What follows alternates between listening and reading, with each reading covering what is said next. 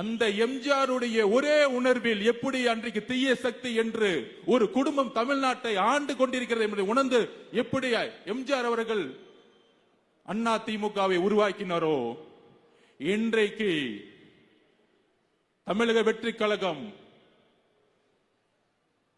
தலைவர் விஜய் அவர்கள் அதே உணர்வுடன் சமூக நீதி பேசி, பெரியாரிசம் பேசி, மார்க்சிசம் பேசி, எல்லாவற்றையும் பேசி பேசி பேசி பேசி எதிர்கட்சியாக இருக்கும் பொழுது ஒரு நிலைப்பாடு.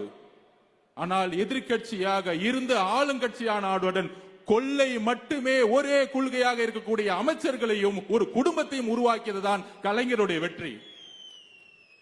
கலைஞர் கூட ஒத்துக்கலாம் ஒரு விதத்துல, கொள்கையில சில இடத்துல பெரியாருடைய கொள்கையில ஒத்து போவாரு, ஊழல குடும்பம் முழுசும் பரப்பிடுவாரு. ஆனால் இன்றைக்கு இருக்கக்கூடிய முதல்வர் திமுக அவருக்கு என்ன வேறுபாடு? கொள்கையும் இல்ல, ஒன்லி கொள்ளை தான், ஒன்லி ஊழல் தான். அதனாலதான் அமைச்சர் பாத்தீங்கன்னா பேச வராது.